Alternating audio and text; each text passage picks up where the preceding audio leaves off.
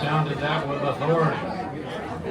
Good afternoon, Coronado Rotary, and happy Valentine's Day. Everybody raise your hand if you've got a Valentine you want to say Happy Valentine's Day to. All right. Okay, kicking off with Invocation Pledge, our own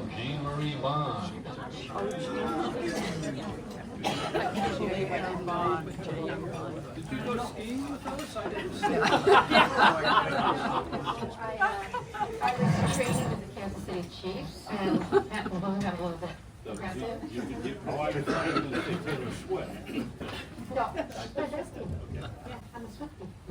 All right, so today, this month is Peace and Conflict Resolution Month for Rotary, and particularly given the amount of conflict in the world, I thought that this would be the appropriate invocation. Lord, make me an instrument of your peace. Where there is hatred, let me sow love. Where there is injury, pardon. Where there is doubt, faith. Where there is despair, hope. Where there is darkness, light. Where there is sadness, joy. Thank you. O divine Master, grant that I may not so much seek to be consoled as to console, to be understood as to understand, to be loved as to love. For it is in giving that we receive, it is in pardoning that we are pardoned, and it is in dying that we are called to eternal life. Amen. And now, if you'll join me in the Pledge of Allegiance. Pledge allegiance to the flag of the United States of America and to the republic for which it stands, one nation, under God, indivisible, with liberty and justice for all. Can you hear me? Yes. Happy birthday, Craig. Almost.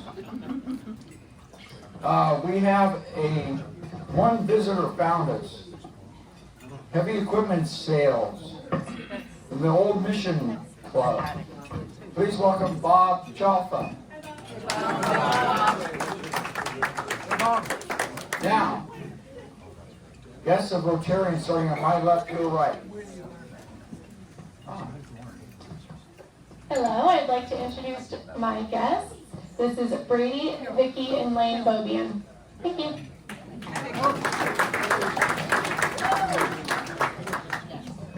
President Bob, fellow Rotarians and guests, I'd like to introduce my three daughters, Sheila Brown, Mary Grace Brown, and Megan Braun, today's guest speaker.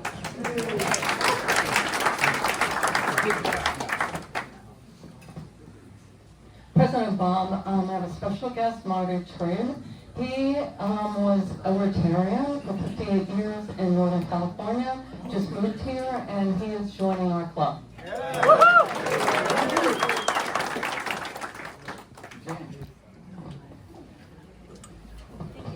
President Bob and fellow Rotarians, I'd like to introduce a past Rotarian and my husband, Doug Metz.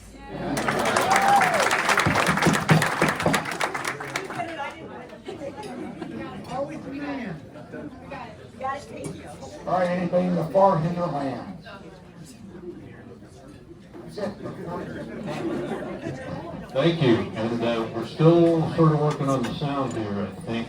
Yes, still not that good. Okay, well, let me recognize that I've gone through all the microphones and they all have the same problem. So again, turn your Wi-Fi off. That's not part of the problem, but it will hurt our Zoom connectivity.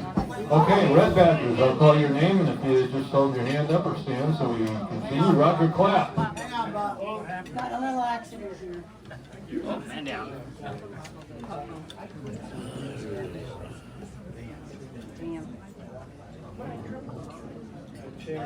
A Bruin.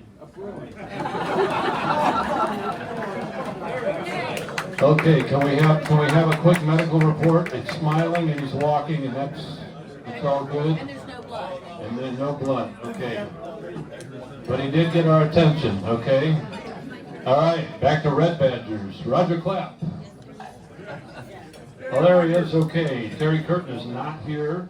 Suzanne France, we've just seen with her visiting past Rotarian, and Arlene Inch, who I went skiing with, and Sarah Kulke. Sarah make it?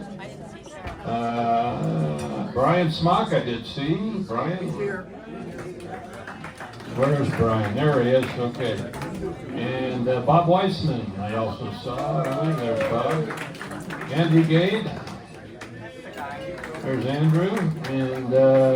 And Pastor J.T. Greenleaf, who's going to complete his red badging guide today. All right, that's the red badgers. And just an ad lib here, I wonder if Tim Quast would stand for a second. Where is Tim? Tim, I am told today that this is your last meeting, which absolutely breaks my heart. And Tim is headed to the Midwest, where he's going to join, I think, a club in Chicago. Is this true? Okay. That's the plan. Well, we know that it gets cold there, and we know that a lot of people in Chicago come back here sometime during the winter, and we assume that you will, and I want you to know we always have a spot for you at the table here, and hopefully you'll stay in touch with us. And safe travels, my friend. Thank you for being part of our club and everything you've done for us. Okay, we're going to go to announcements here. All right, a couple of things. Flags on the Avenue coming up on Monday, the 19th. We're going to have a Board of Directors meeting the following day on the 20th. If you're a Red Badger and you want to check that off, send me a note if you would, please, so we can make sure we have enough chairs there around the table. We have an alternate meeting scheduled for February 22nd in the evening, and I'll give you more details on that, or actually Past President Bill Sankey will. And I'm going to ad lib here. Where is Luann Miller? Okay, do you want to just say something about CCAT training, as in it's canceled?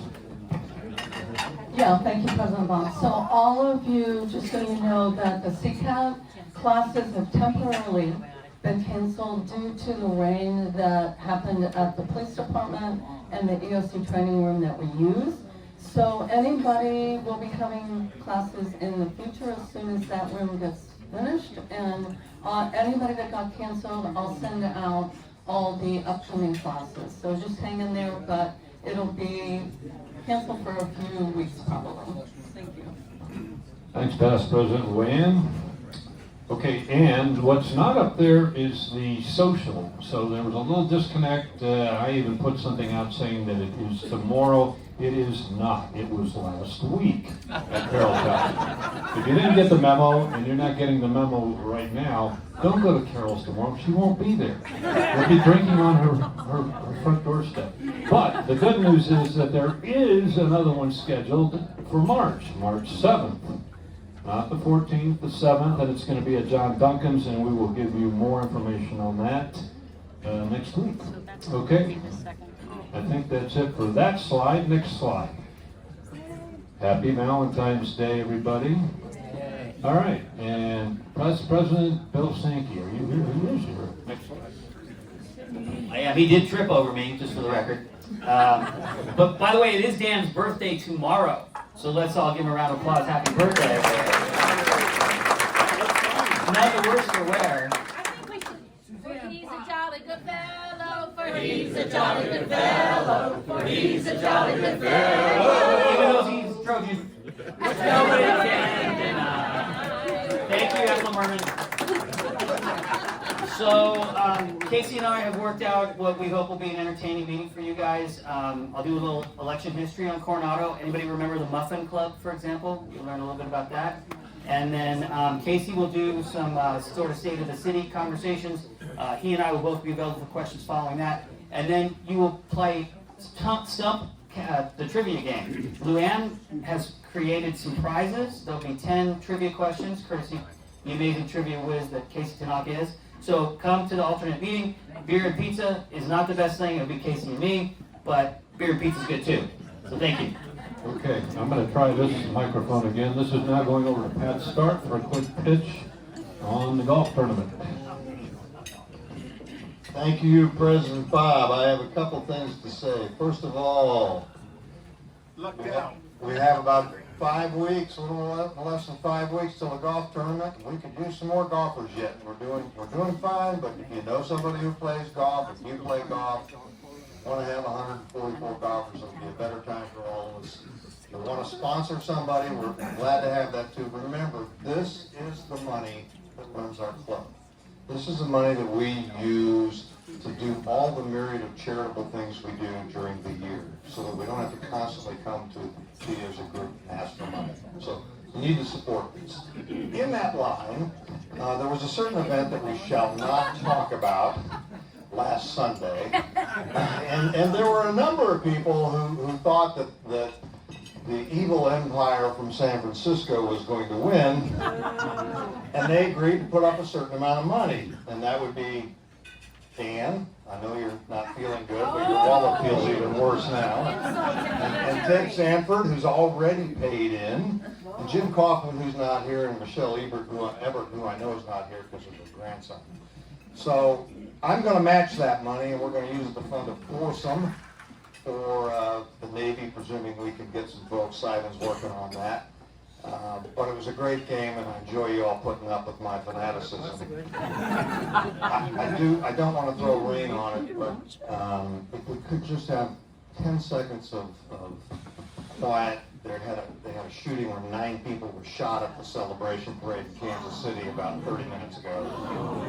So Kansas City's a place, it's a wonderful place, but it's loaded with guns. So if we could just have just a few moments of silence, pray for those folks.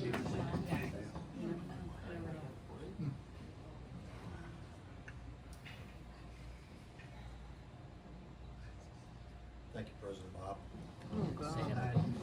Thank you, Dan. Okay, next slide.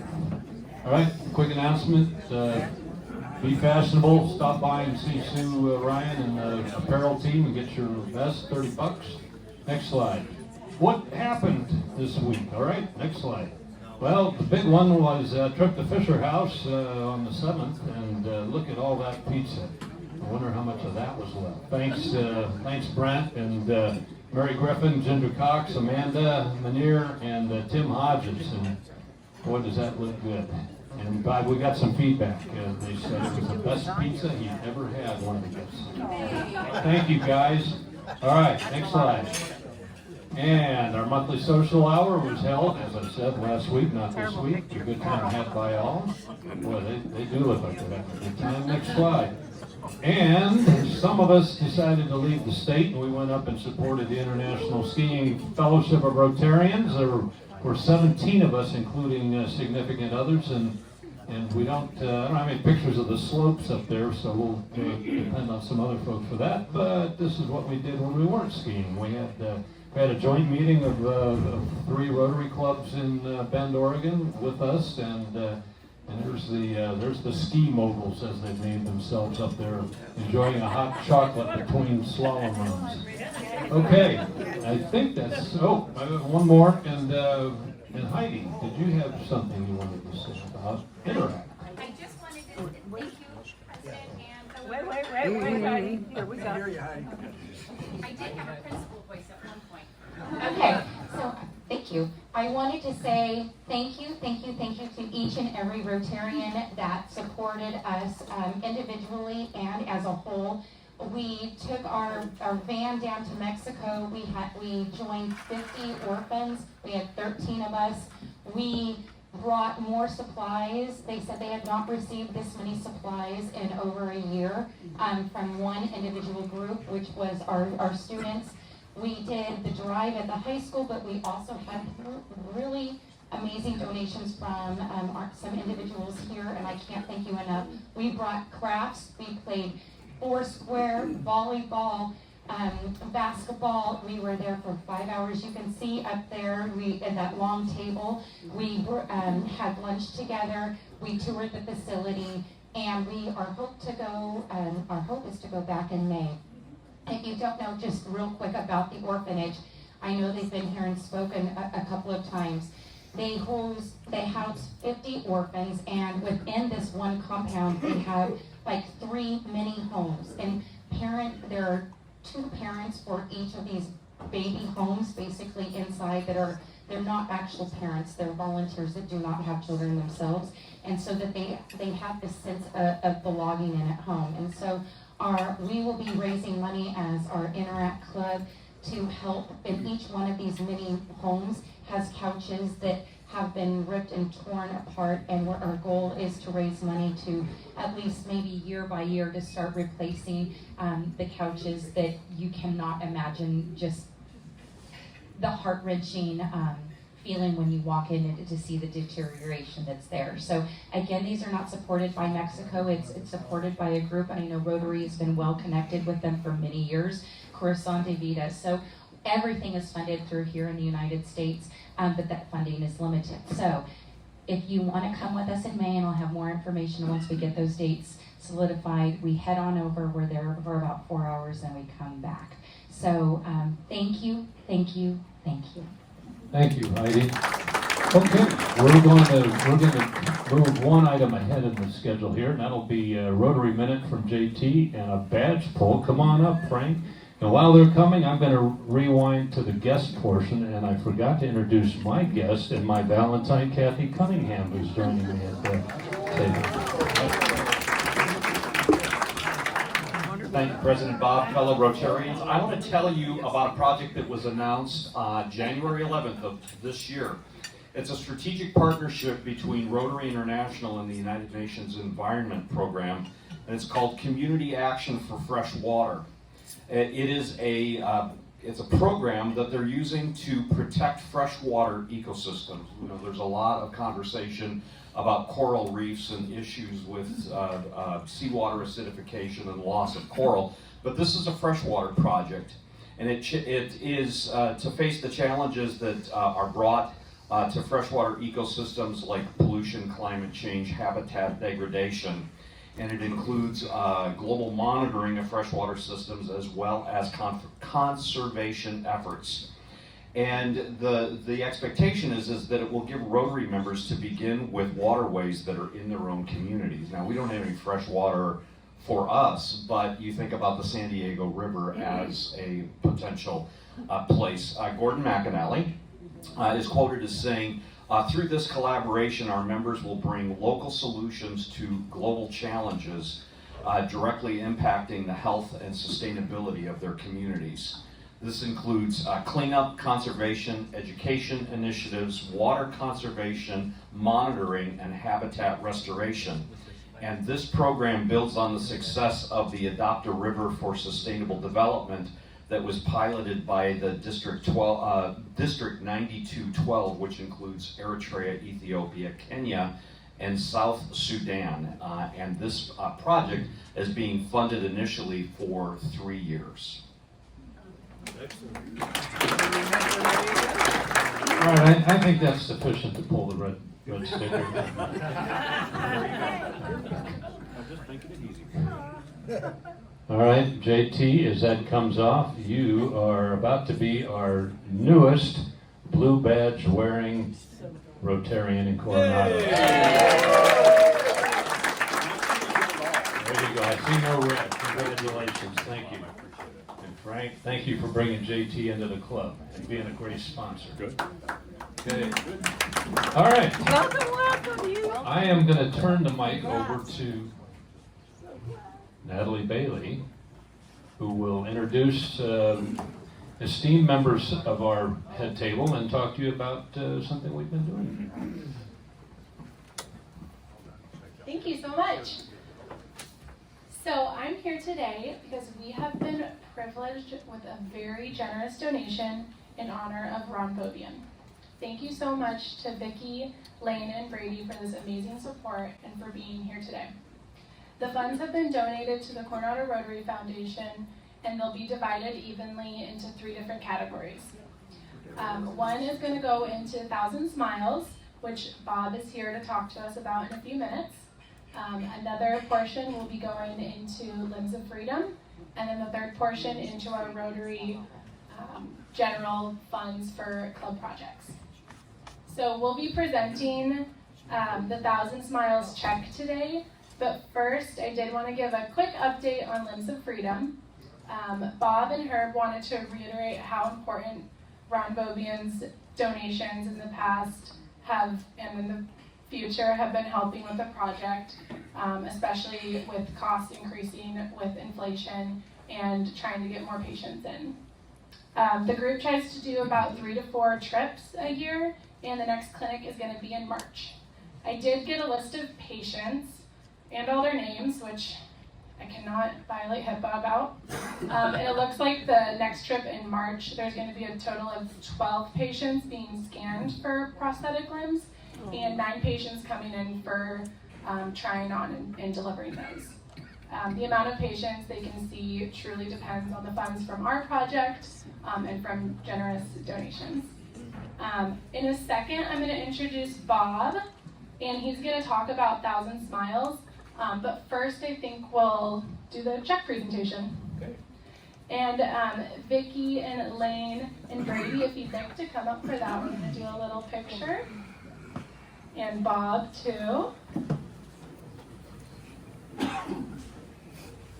Who can take this picture? Kids here. Perfect. Hey, you're taking it. Wow, very nice. Ready? 9,000. Yay. Thank you so much. Vicki, did you want to say a few words?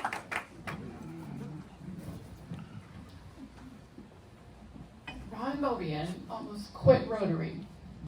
He joined in '76, right about the time Lane was born, and was busy doing all this stuff. And at one point, a few years later, he said, "You know, I just don't get it about Rotary. I just don't think this is going to be for me." And somewhere along the way, somebody said, "Well, act like you can make a difference. You can." So he took that to heart, and he did it. He got involved again. And when he was president of this club in '84, '85, Jim Vernetti came to him and said, "You know, we need to get involved in this really interesting project." It was called Operation Smile at the time. I don't think it was 1,000 Smiles yet. And he said, "You and Vicki need to come to Ensenada." So we did, and we met Bob Chalfa, Terry Tanaka, Tony McCune, Jeff Moses, these amazing people. And Jim said, "You can step into the surgical center." It's like, "Not really." And he goes, "Oh yeah." And either Jeff or Terry was there with a headlamp to do the surgery.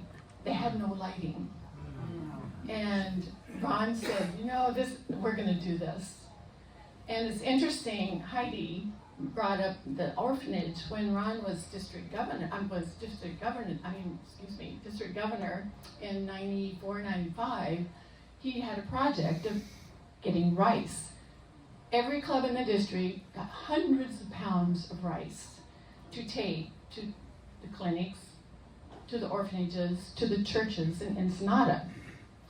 And we dragged our boys out of bed on a Saturday morning, the one morning they could sleep in from water polo practice, and we went to an orphanage with this rice.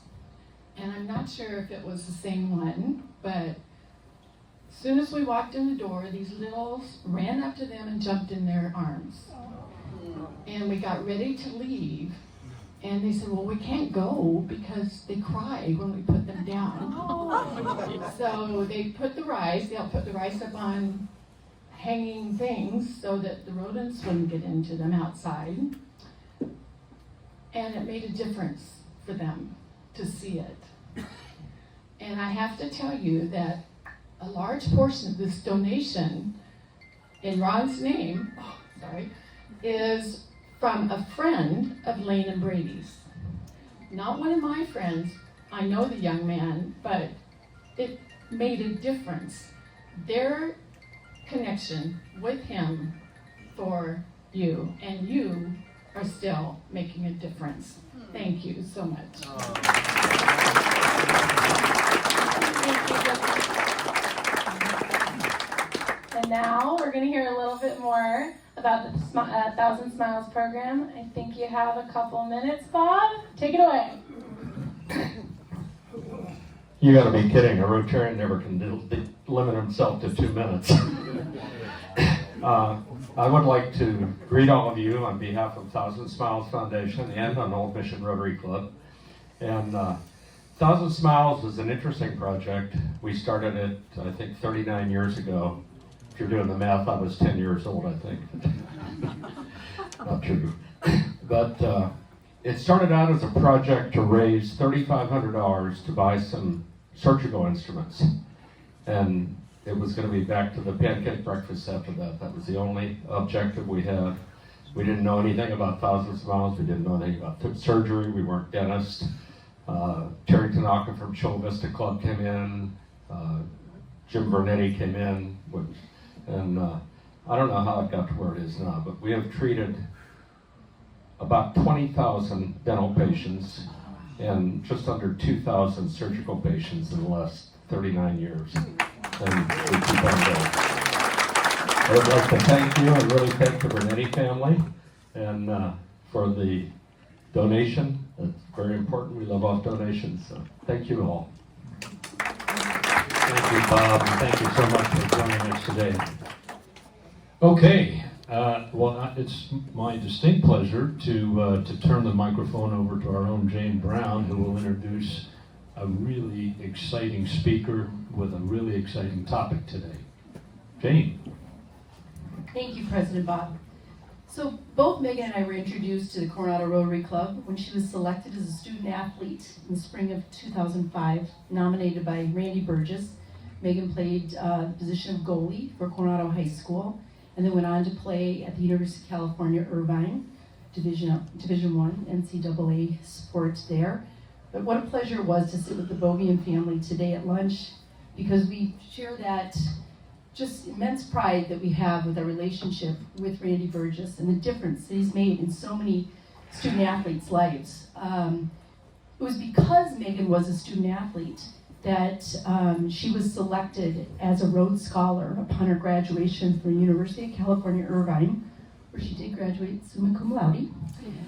She served as student body president for UCI for 2 years, then went off to Oxford and earned her master's degree in philosophy.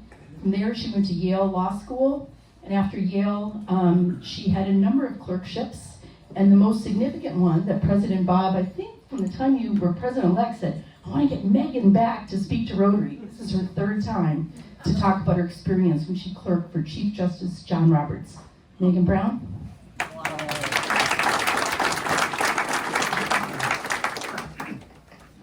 Thank you. Thank you, President Rutherford, for the invitation. For years, I've been attending Rotary events with my mom, whether it's the Rotary Christmas party, running in the Low Tide Ride and Stride, and coming to these luncheons as her guest. So it's a real honor to be with you all today and to recognize so many faces here. And today I'll be talking about the Supreme Court, not necessarily the things you read about in the papers. So if we go to the next slide, please. As you heard, I am a lawyer, so I'm starting with a disclaimer. I work for the U.S. Attorney's Office in Virginia. That is part of the Department of Justice. But I am not here today in my official capacity. I am just here as a Coronado native, and nothing I say reflects the views of the Department of Justice. I also, as you heard, clerk for the Supreme Court. The Supreme Court takes confidentiality very seriously, and in particular, my old boss, the Chief Justice, takes confidentiality very seriously. So you probably have a lot of burning questions, including about a recent leak. I can't speak to those things or any of the substance of what happened while I was at the court. And my views don't necessarily reflect the views of the Chief Justice. He and I disagree on a number of things. I also recognize that the folks in this room have different views on a lot of the politically fraught issues that appear before the court. And so for all of these reasons, I'm really going to try to stay away from opining on or talking about the most politically sensitive things that come before the court. And instead, I'm going to focus on the court as an institution and some of the more interesting things that happen behind the scenes that you might not see. Next slide, please.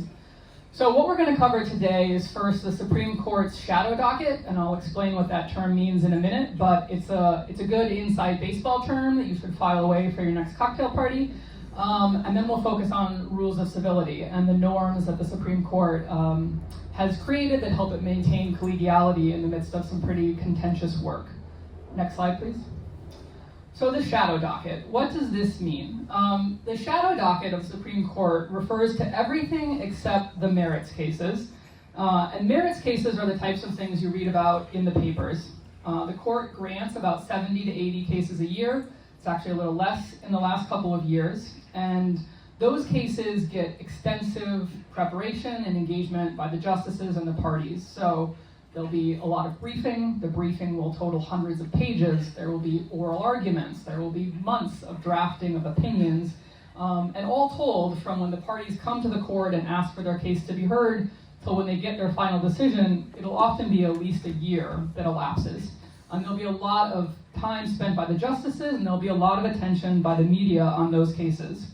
Those are the court's, that's the court's merits docket, and it takes center stage at the court, and it gets the spotlight. The shadow docket is something else. It is the things that occurs off in the wings, and that does not get a lot of media attention. So next slide, please. So these are some of the headline-grabbing cases. These are merits cases that you would have heard about. So this is a headline from 2015, Obergefell versus Hodges. This is a case that recognized the constitutional right to same-sex marriage under the 14th Amendment. Next slide. This is from last year, Dobbs versus Jackson's Women's Health. This is the case that overturned Roe versus Wade and held that there was no constitutionally protected right to an abortion. So these are your classic merits cases. And these are the ones that we're not going to talk about. Next slide, please. We're going to talk about the shadow docket and the components of the shadow docket. So there are three, and I'm going to start with the court's power to decide when to decide. But just before I turn to that, what I mentioned before, like the merits cases are at center stage, they get the spotlight. The shadow docket are the things that you're not reading about in the papers, and I think you think about this as like the wings of a theater, right? There is a lot of activity going on in the wings of a theater, but if you're sitting in the rows, you can't see what's happening. In the Supreme Court, the work that they're doing in the shadows is public. All of that gets released in public opinions and orders that go on the court's website, but it's in the shadow for two reasons. The first is that it doesn't get written about in the newspapers. So whether you're an avid reader of the New York Times or the Wall Street Journal, like you could read it cover to cover, but you're probably not going to hear about these. And the other thing that I think means they happen in the shadows is that the justices don't say a lot about why they reached the results that they reached. And that's a really important thing, this kind of business of giving reasons and how much reasoning we get. And I'm going to talk about that in a minute. But I want to talk about what I think of as the first component of the shadow docket. And this is the court's discretionary jurisdiction. And this incredible power that we don't think about, which is the Supreme Court's ability to decide when to decide, which also includes the power not to decide, to avoid cases that it doesn't feel ready for. So what you're seeing here on the slide is the example of a cover page of a petition for certiorari. So a petition for certiorari is a request by the parties for the Supreme Court to hear their case. And y'all live in California. If you were to go into federal court and lose in trial court, you could file an appeal, and your appeal would go to the Ninth Circuit Court of Appeals, and they would have to hear your appeal, and they would have to issue a decision. But let's say you lose in the Ninth Circuit Court of Appeals, and you say, well, I want to go again. I want to go to the Supreme Court. The Supreme Court does not have to hear your case. Next slide, please. So the court gets 7,000 to 8,000 requests each year to hear cases.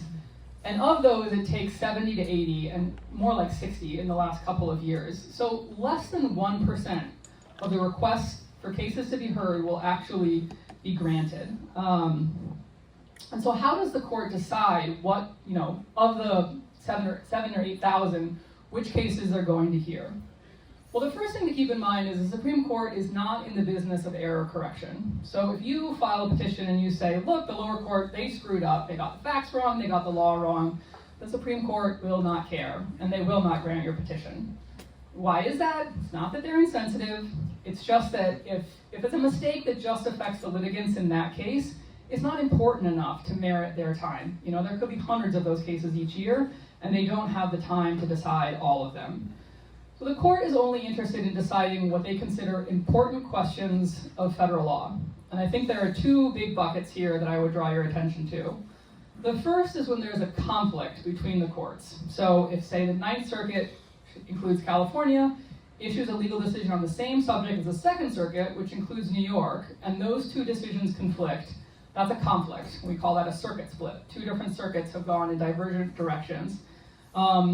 And those are the types of cases the court is likely to hear, because we think it's fundamentally unfair that if you have the same legal question that arises here in California and it arises in New York, you'll get a different outcome based on the happenstance of where you live. And so those are the types of the cases the court is going to intervene in.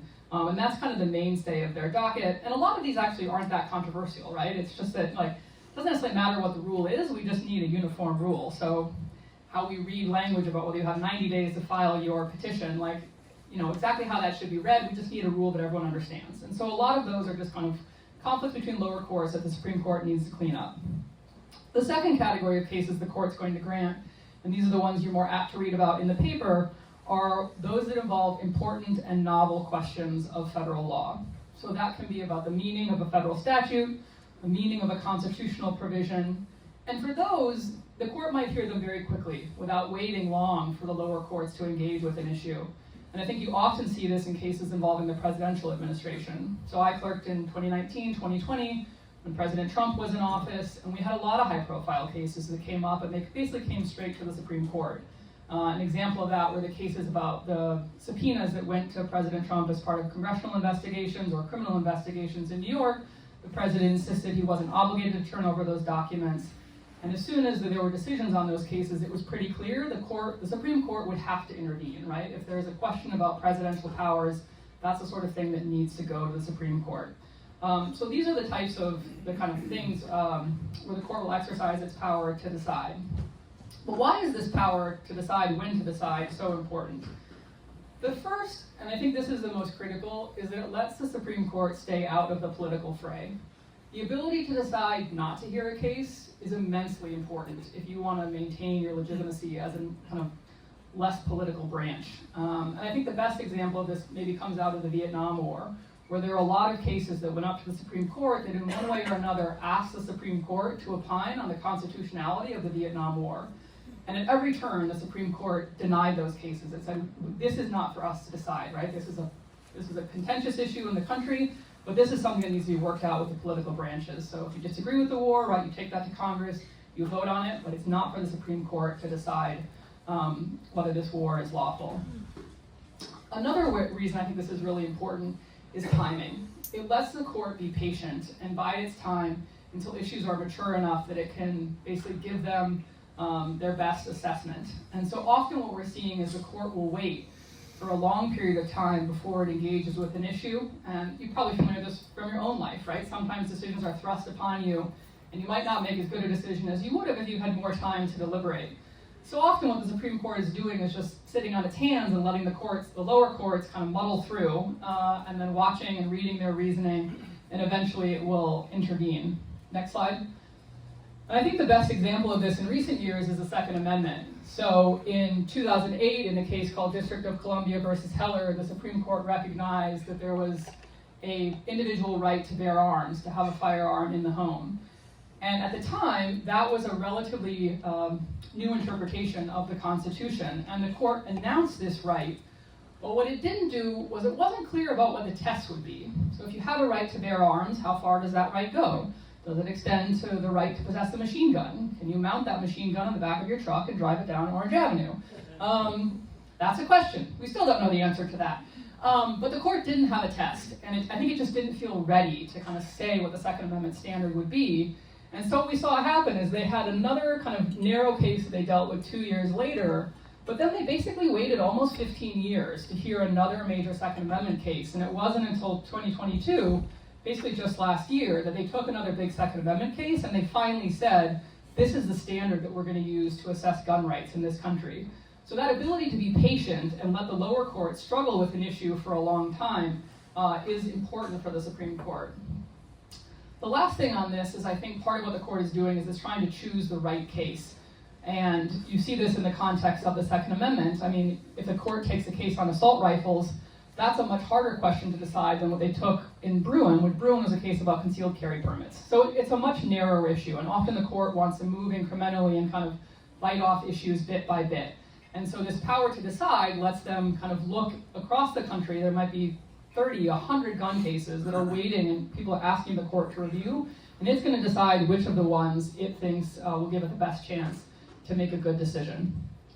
So that's part one of what I think was a shadow docket. Next slide, please. The next topic that doesn't get a lot of talk and attention is executions and the death penalty. So the court basically touches almost every death penalty case before someone is put to death. There are rare cases where a death row inmate will decide to forego the tumult of a last-minute appeal, right? They don't want the emotional upheaval of kind of waiting to see what will happen in the final hours. But in the vast majority of cases, the inmates are going to exhaust every remedy they have, which means appeals that will be pending before the Supreme Court, often hours and minutes before their scheduled execution. Next slide. So the governments, and these are mostly state executions, but approximately on average about 17 executions a year for the last 4 years. And basically all of these are making their way to the Supreme Court, even if you're not reading about all of them, which means that more than once a month, the justices and their clerks are triaging an 11th hour appeal from someone who's facing execution. And what does that look like if you're at the Supreme Court? Well, basically, in the kind of days leading up to a scheduled execution, the law clerks will start reading up on the case. They familiarize themselves with the defendant, what they were charged with, what they were convicted of, what legal issues they're raising in the lower courts at that time. And they're going to start watching these last-minute appeals, which will often make a lot of stops. They'll go to the state court, they'll move their way up the state court system, then they'll switch to the federal system, and they'll work their way up. And so they're keeping tabs on this. But often those lower court decisions are not finalized until a couple hours before the execution, which means the court, it can be 9 p.m., an execution can be scheduled for midnight. It's 9 p.m. by the time the lower court rules, and the Supreme Court has just 3 hours to decide what to do with the case. And given the incredible emotional strain that executions put on the inmates, on the victims' families, and on the prison employees tasked with carrying out the execution, there's a tremendous pressure on the Supreme Court to decide these cases before the scheduled execution time. Because if they miss that window and suddenly there needs to be a new death warrant and it could be days or weeks before the execution is rescheduled, that causes a lot of pain for a lot of people. So these are very time-pressured cases when they come to the Supreme Court. And I think it's also worth taking a minute to think about the emotional impact on those involved at the court. If you're a justice, if you're a law clerk and you're reading these briefs, and this is something that I had to do while I was clerking, that's a person with a name, a history, a soul, and they're about to be put to death. If you're a justice or a clerk, you didn't decide that you should seek the death penalty in that case. You didn't decide that that person should be sentenced to death. But you have a say in whether to stop it. And that is a tremendous emotional weight to carry. And as a clerk, often at 9 p.m., your boss has already gone home for the night, right? They do this more than once a month, and they've been doing it for years. So they're not going to stay at the office every time one of these is on the schedule. So you're the one who's there, getting the briefs. You're going to email them. You're going to call them. But when they decide to deny the stay of execution, you're the one who has to sign the vote. And so when the Chief Justice cast his vote to deny a stay, I was the one who signed that. And I said, I vote to deny the stay, and I sign it JGR, John G. Roberts, /MCB, right? Megan C. Braun. That's my name that goes on the order. And if your justice is running the execution, meaning they're in charge of administering and collecting the votes on the stay, then you're going to be the person who actually who initials the stay order that goes down to the lower court and says there will be no relief here tonight. So that's a very challenging thing to do. And in terms of these cases, the court gets a lot of difficult issues to decide on that timeline. Even the justices who oppose the death penalty, Justice Breyer, Justice Kagan, Justice Sotomayor, they're generally not voting to grant the stays. They recognize the state of the law. They defer to the state's ability to decide when to execute someone. And so there really has to be an important legal question, and then often there has to be a very quick review of that question and a decision about whether it is important enough that the execution should be halted.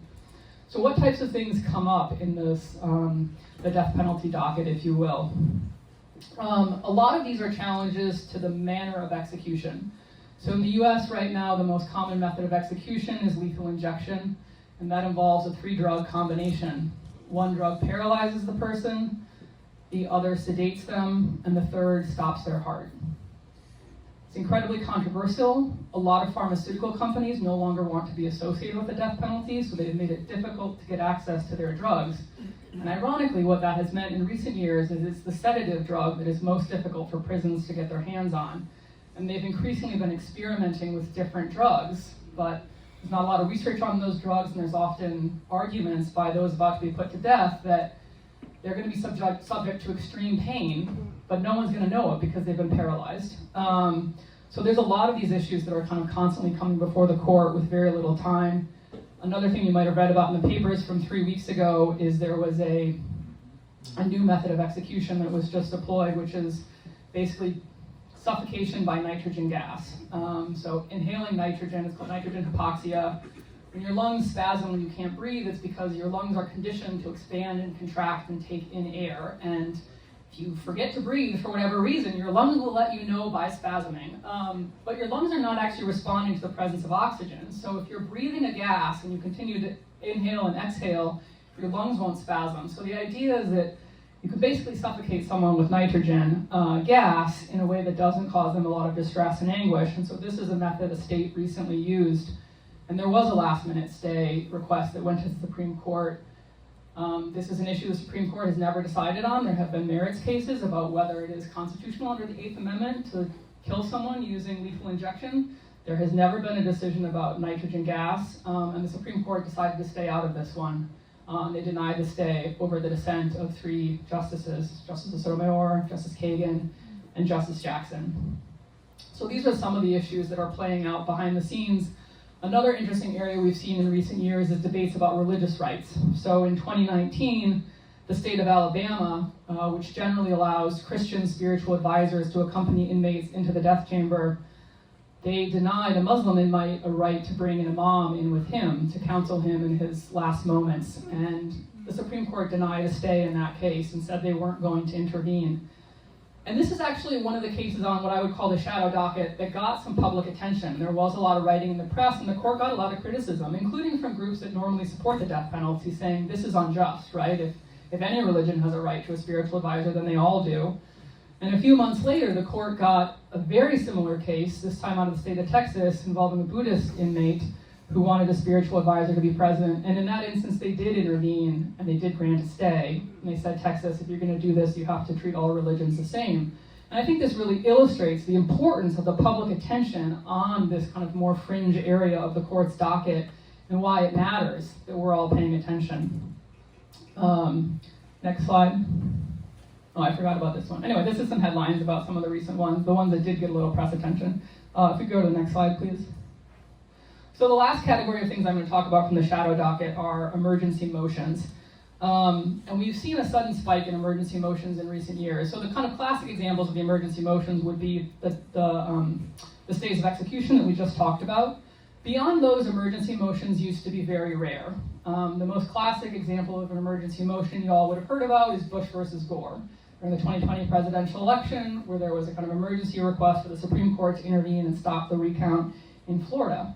But beyond that well-known example, there were very few of them, very few applications, and even fewer that were granted. But in recent years, we've seen a huge spike in requests for the Supreme Court to intervene on an emergency basis. Next slide, please. And so what you see here is a request by the federal government for emergency intervention by the Supreme Court. So during the 8 years of the Bush administration, 5 times they went to the Supreme Court and asked for an emergency stay. Obama went to the court 3 times in the span of 8 years. President Trump, who served 1 term, and I actually think this number just reflects his first 3 years, went to the Supreme Court 21 times in 3 years. So if you project that out to 8 years, he would have gone to the court approximately 50 times if he had served for as long as President Bush. So that's a 10-fold increase in how often the government is rushing to the Supreme Court and asking for them to intervene in litigation. And if we go to the next slide, please. And this trend was exacerbated during COVID, when suddenly, states were putting in place all sorts of restrictions on who could gather and where, and how many people could be in a church, and whether there could be church services. And the litigants, seeing that the federal government had been very successful at getting the Supreme Court to intervene on an emergency basis, started rushing to the Supreme Court and saying, hey, we have this restriction on our ability to attend Mass, and the Supreme Court should intervene. So this is an interesting data that was pulled together by Reuters. So in 2020, there were 150 emergency motions that went to the Supreme Court. 11 of them were the federal government, and that would have been the Trump administration. 15 were from religious petitioners, and another basically 100 or so from other parties. And according to Reuters, and I don't have a table for this, but basically a third of those cases involved public health measures, including COVID. So 42 of them were challenging COVID health measures.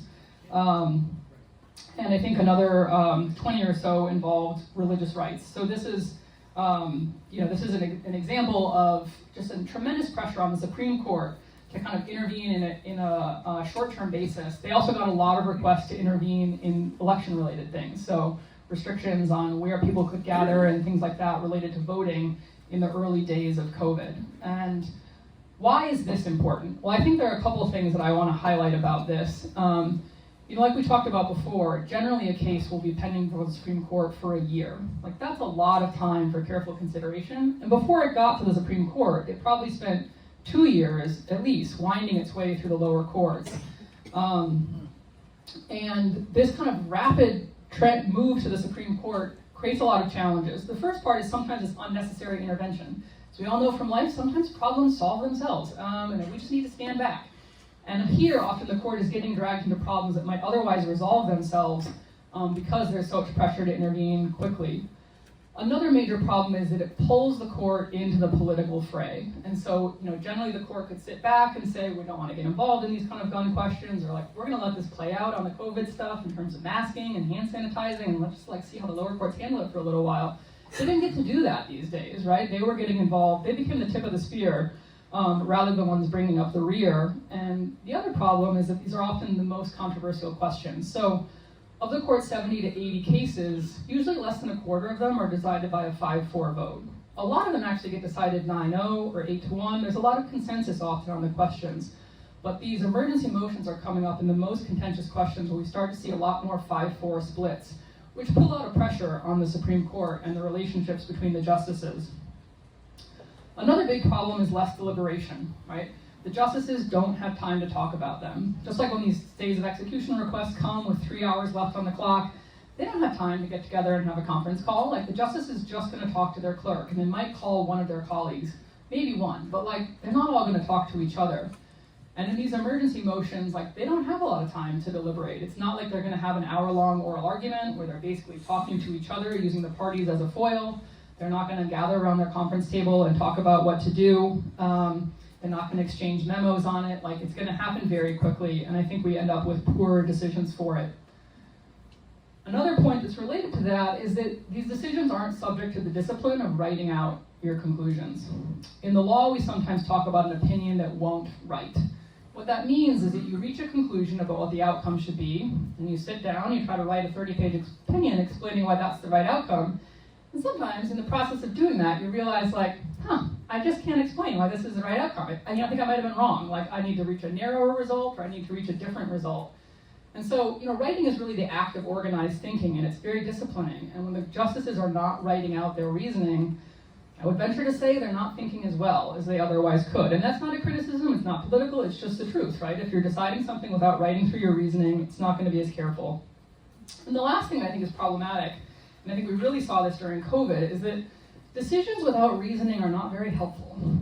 In the law is the business of giving reasons. We explain why we've reached a conclusion, and that reasoning is just as important as the conclusion often. It's the reasoning we use to say, okay, well, we know that, let's say we have a concealed carry right under the Second Amendment. Now we have to decide, whether or not you can have 2 guns on concealed carry, right? And we reason from analogy from the decisions that we have. And when we don't have reasoning, we're not able to do that. So during COVID, you saw the justices reaching a lot of decisions without giving their reasoning, which meant the lower courts couldn't really try to follow the logic of the Supreme Court because they didn't have any. And so that's a problem with the shadow docket. Okay, next slide. We're now moving on really quickly. I just want to walk through some rules of civility at the Supreme Court. We talked about all the ways in which the work is contentious, but I think we can learn some valuable lessons from the court in terms of how they play as a team. This is artwork by the Supreme Court sketch artist Art Lean, who does some fabulous stuff. This involves the 2018 Stanley Cup win, where he painted the justices as hockey players, and then the 2019 World Series, where they all got to be members of the Nats. except Justice Ginsburg, who's Baby Shark. So the justices really do try to play together as a team. Next slide, please. And they have some norms for doing this. So this is their locker room. It's a lot classier than that of the Kansas City Chiefs, all that wood paneling. But they gather there in their special little locker room before all of the arguments, and they put on their robes, and they walk around the room and they shake every single person's hand, 36 handshakes. And that's a really nice tradition the court has. Chief Justice Fuller, who created this tradition, said, it's important that there be a reminder that differences of opinion on the court do not preclude an overall harmony of purpose. And I think that's a great lesson for all of us. Next slide. So this is what it would look like if it was a locker room. Another piece by the Supreme Court sketch artist. Next slide. They also break bread together. So every day that they take the bench together, they also eat lunch together in the Supreme Court dining room, which is what's pictured here. Next slide, please. So this is a sketch of what that would look like. I've never been in the dining room while they were eating, but it looks like a really good time. Justice O'Connor is to be credited for this practice in 1981 when she joined the court. She pressured her colleagues to create this tradition, and it's something people have gotten on board with. And the only rule for the lunch is you can't talk about the law. So they talk about their grandkids, they talk about movies, they talk about sports, but they don't talk about cases. Next slide. Write it down. So we talked about this a little bit already in terms of the importance of writing down our reasoning, but the justices have a tendency to put everything in writing. Next slide. This can be a little hilarious. This is a memo from Justice Kennedy to Justice White and Justice Scalia telling him about a fax machine he recently purchased for his basement and asking if they'd like to come use it, which, I don't know, I just think is hilarious given that we're all texting these days. And then he put it in a memo. He couldn't have faxed it. They didn't have fax machines. Next slide, please. But this is an example of what it looks like to weigh in on someone's draft opinion. So here, one justice is sending another justice their thoughts on the opinion. It's very diplomatic, it's very measured, and this is one of the ways in which they keep the temperature down, even in the midst of disagreement. Next slide. Cultivating friendship. Can you press the button again? This one might be animated. Press the button. Okay. So this is Justice Scalia and Justice Ginsburg sitting on top of an elephant. If you can't tell, Justice Scalia's head is cut off. And this is them dressed up for an opera. So they were fast friends. They're kind of on opposite ends of the court ideologically, but they had a lot in common. They both loved the opera, they loved food, they both grew up in New York, and they made the most of those shared history. And I think Justice Scalia is a wonderful example of this. He also was wonderful friends with Justice Kagan. He in fact called the White House and recommended that she be nominated. They were hunting buddies before his death. And I think it's a really wonderful example of reaching across partisan divides. And in this respect, I think the justices epitomize the message of President Lincoln's first inaugural, where he said, "We are not enemies, but friends. We must not be enemies. Though passion may have strained it, it must not break our bonds of affection. The mystic cords of memory stretching from every battlefield and patriot grave to every living heart and hearthstone all over this broad land will yet swell the chorus of the Union when again touched, as surely they will be, by the better angels of our nature." And I think this is an important reminder that even in these contentious times, we agree on much more than we disagree on. And when we look to focus on shared experiences, we often have much more in common than we think. And that's something I think we can all keep in mind as we head into a very contentious election year. So thank you for your time today. I recognize I've used most of it, but if you have questions, I can take them briefly. Yeah, here in the back in the purple. Microphone. Take a really. Thank you so much for coming and sharing all your insights with us. I have a question about the number, the 9 justices. Was there still banter about there being more or less, or how do they feel about that? There's a lot of talk about there being more or less. I think all of them are comfortable in their seats and think 9 is a crowd already, so I think they're probably generally not on board with it, but there is a lot of talk about it. I don't have any better prediction than you about politically whether it will happen, but I think it unlikely. No more likely than like Puerto Rico gets added as a state, right? Just in the sense of like somebody, people have something to win and lose if that happens. Go ahead. Megan, wow, what a great presentation. Thank you for being here. Mom. I don't know if this is a contentious question or not, but can we have term limits on the Supreme Court? It's often talked about with changing the number.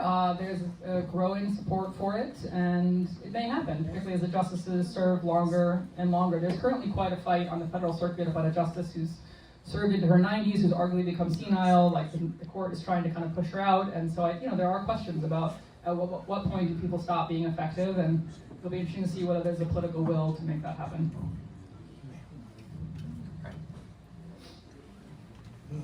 Are all these decisions made with 9?